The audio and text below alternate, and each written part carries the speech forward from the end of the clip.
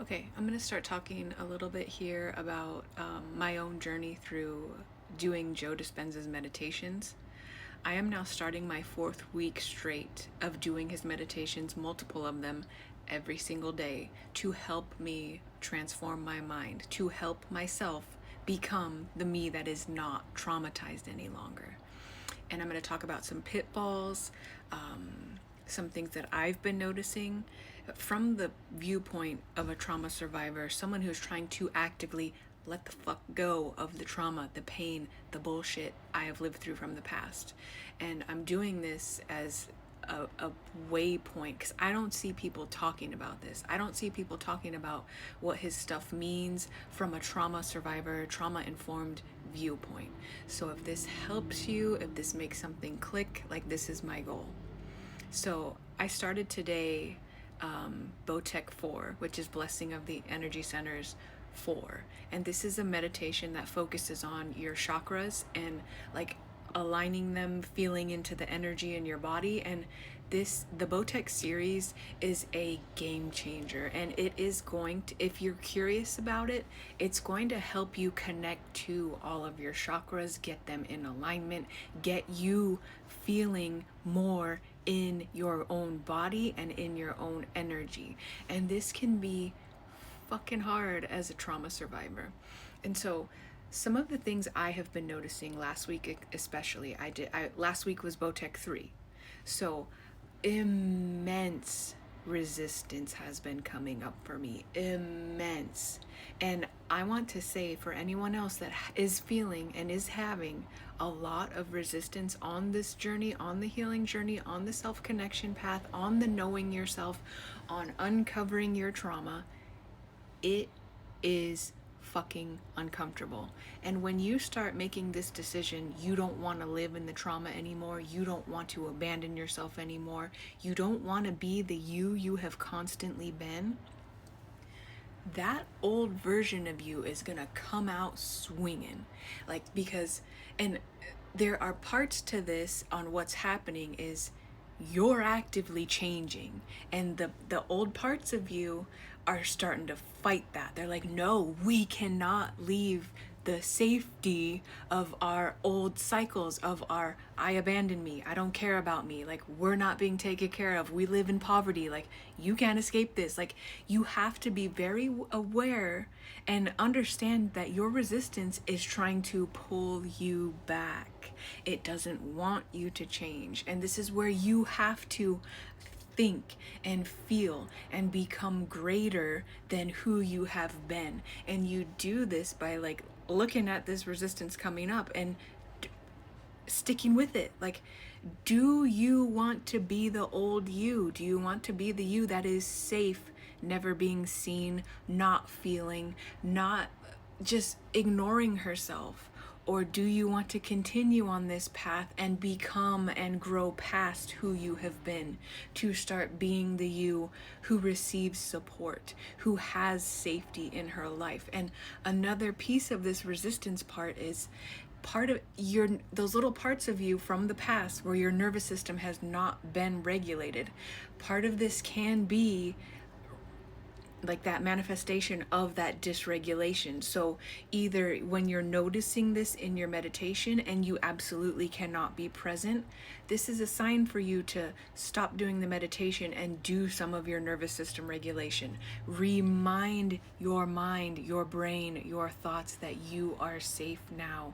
This is not the past. You get to have what you want, and you keep, it's like a back and forth cycle until your body knows enough, until your nervous system can understand, I'm safe here, I'm safe in this peace and this silence, in this meditation. Because for a lot of us, peace, quiet, no noise, like, that's what riles us up, gets our nervous system going, because peace was never a norm for us.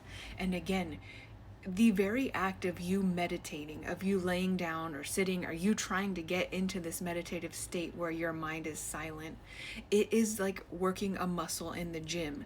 If you have constantly neglected yourself, your inner world, your entire life, it's gonna be a workout for you at the beginning. You're gonna be like okay, I'm sitting here, I'm centered, I'm good, we're calm, we're peaceful. Then this little like, oh my God, do you remember what Timmy did to you 15 years ago? And I'm like when you get pulled into the past, you have to teach yourself, oh, I caught this, I'm letting this thought go, I'm putting it on a shelf, I'm going to remember I am safe here now in the present moment, I'm safe to do this. I'm safe to start feeling, acting, acclimating to peace in my life.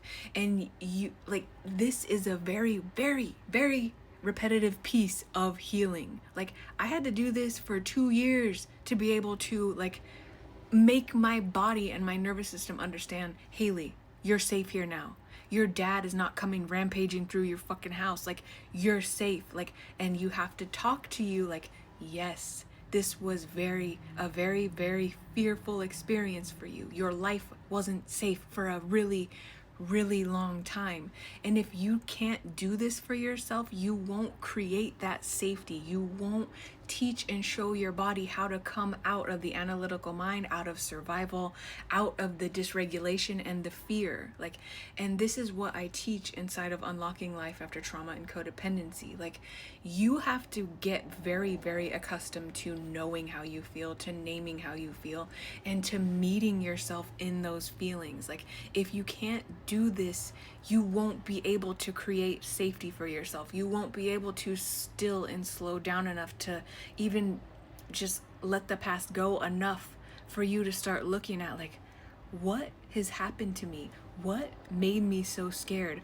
What scared me out of my body? Why can't I rest in my body in this present moment? And if you don't know the why, you cannot help yourself soothe your new nervous system. You can't show yourself safety if you are so embroiled and embodied in the unsafe, in the dysfunction. And like, this is the number one cause of why a lot of survivors don't meditate, you give up, because you don't know how to, like, witness yourself in the fear, in the terror of what your childhood has, like, what has happened to you, what has been done to you. You keep neglecting yourself, and you don't even give yourself a chance to create something different.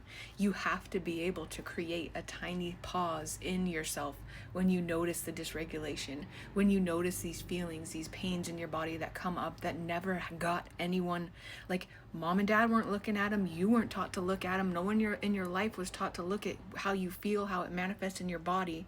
And when you're not doing this, you cannot slow down and you cannot create anything new. And I teach you how to, like, work with your feelings, how to become, like, in essence, like, you're reparenting yourself as you meditate, as you bring yourself back to earth, as you continually remind yourself and show yourself, I'm safe here. I'm safe to finally feel this. I'm safe to face, like, my overactive, crazy monkey mind. Like, I'm safe to begin looking at what I'm thinking and connecting, like, all these feelings of neglect, abandonment, abuse, of never being heard, of never being seen. I'm safe enough to meet my inner child and all these pieces inside of me that are all fucking out of whack because nobody ever showed you how to take the time to start looking at these pieces. Nobody saw this in you. And that's the thing for trauma survivors. We have to start seeing the dysregulated pieces and parts in us. We have to start loving them and, like, gently explaining to them, okay, you're overactive all the time because you never had a safe place. And once you start touching on safety by telling these parts, you're okay to feel this way. It's okay right now that you cannot be present. It's okay that you're, like, scared out of your mind, because that's what happens to children who grow up in unsafe homes. We are so scared all the time and nobody ever showed us safety.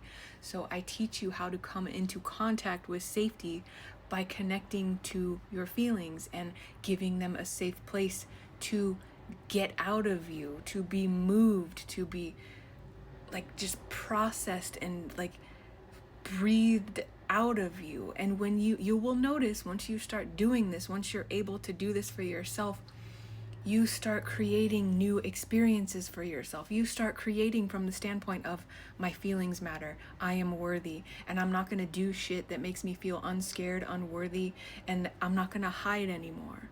And if you want help on this journey, go check out Unlocking Life. Link is in my bio. I love you guys. Bye.